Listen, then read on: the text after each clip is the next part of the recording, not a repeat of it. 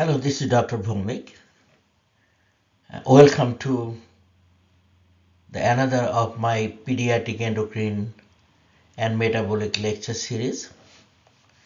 Today I am going to discuss with you something which is very important.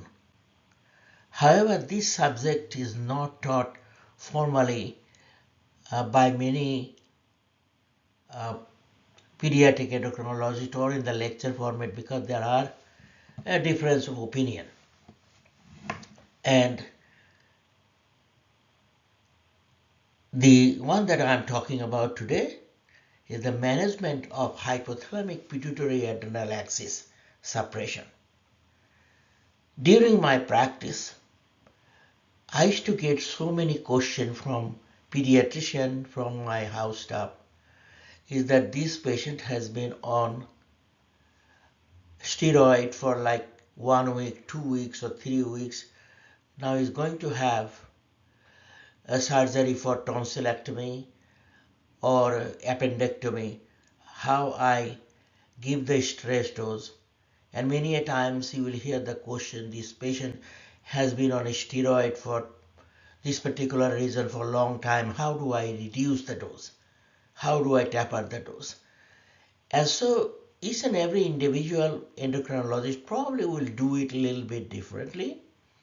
However, I have studied many journals as well as the pediatric and adult endocrine textbook and try to compile in such a way so that you can get a roadmap. So you can get a roadmap and how to approach. And again, there will be difference of opinion, but I think that if you follow this lecture, you will have much better understanding how to do this tapering of the dose. However, it is actually a big topic, and therefore I have decided to break down in two parts, part 1 and part 2, and it probably would have been better to do it together. However, it will be a little bit longer lecture, and that's what I broke it down. However, in the second part, I will summarize the first part in such a way so there will be not much a gap. So recapitulate the whole thing. So with that, let's proceed. So what is my goal and objective today? Today I want to discuss the physiology of hypothalamic pituitary adrenal axis briefly, very briefly, and then we're going to talk about the commonly used steroids and its side effects. Then going to talk about the factor responsible for hypothalamic pituitary adrenal axis suppression and the process of recovery. How does it recover? The process of recovery, how does it recovers? And then a stress dose of steroid and a steroid withdrawal plan will be in second part of the lecture. So part of the lecture will be the first three statements from the slide, and the second part will go the last three statement of the slide. Again, this is a roadmap, and people might do it differently, but I thought that this will give you a comprehensive idea and you will do very well. Compare the strength. 1 milligram of hydrocortisone, which is glucocorticoid, and it is 5 times less potent, 4 to 5 times less potent than prednisolone. So dexamethasone is the strongest among them. It is about 25 to 30 times more common, more strong than hydrocortisone. So if hydrocortisone strength is 1, prednisone 4, prednisolone 5, and dexamethasone 25 times more potent.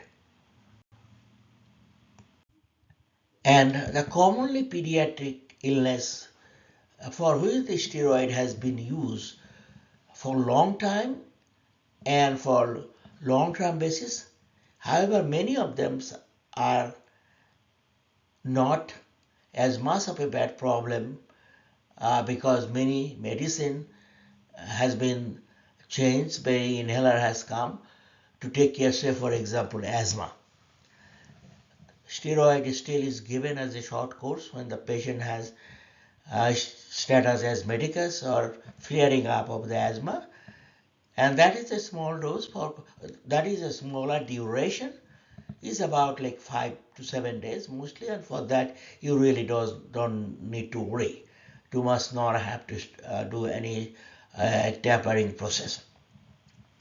However, previously there are patients who used to have asthma for long-term basis and used to get steroid.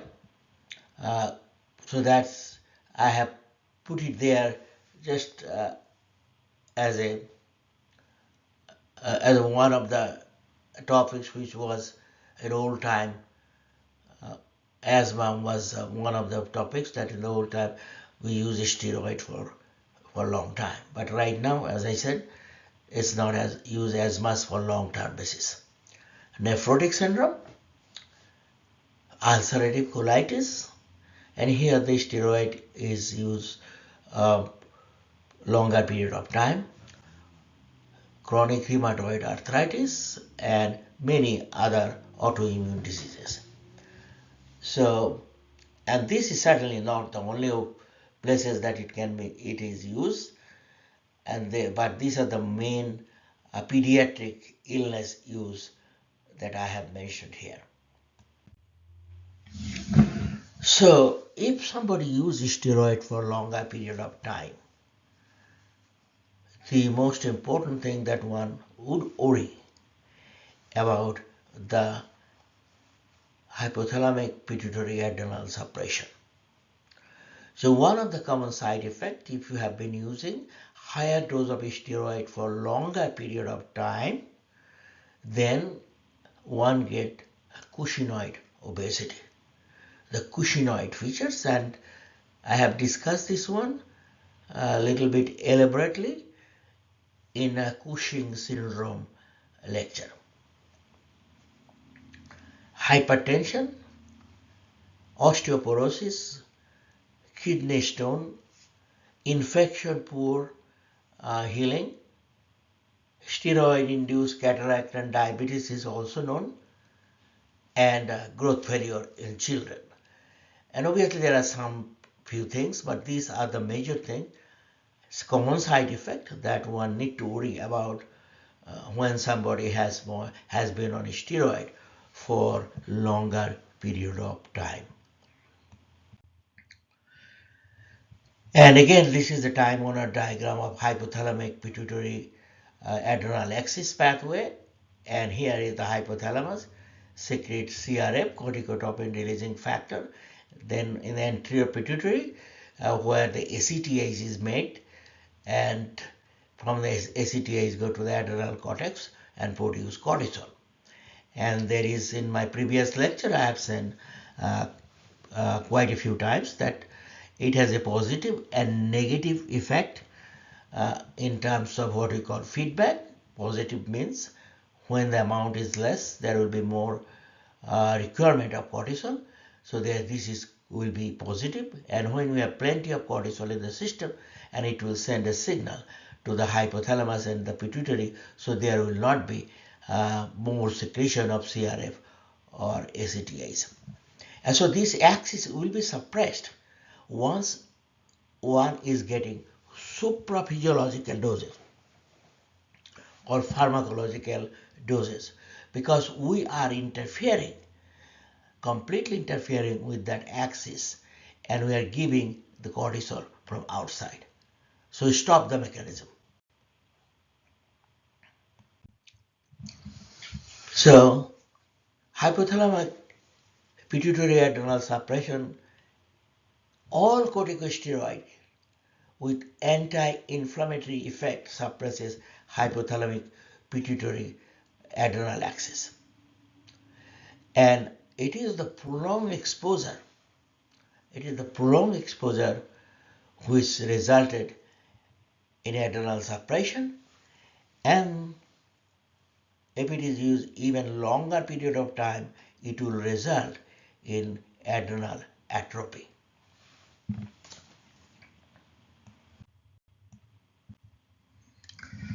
Now, I have come up with this, what I call Dr. Bhomik's rule of 3 for adrenal glands.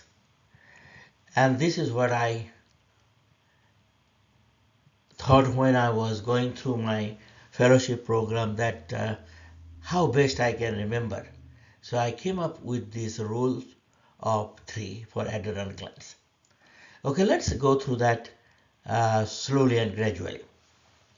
There are 3 layers of adrenal cortex: zona glomerulosa, zona fasciculata, and zona reticularis.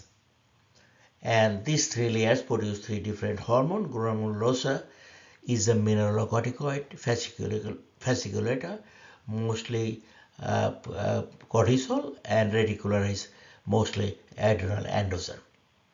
So these 3 hormones are therefore is the mineralocorticoid, glucocorticoid, and androgen. So 3 layers, 3 hormone. And hypothalamic pituitary suppression occurs after 2 to 3 weeks of supraphysiological or pharmacological dose of steroid. So about 2 to 3 weeks. And the maximum suppression lasts up to 3 months. So once you have stopped the steroid, the first 3 months the patient will be suppressed. More suppression in first 3 months, and then recovery occurs gradually. And stress dose of steroid is usually 3 times of the physiological dose. So they say that you triple the dose.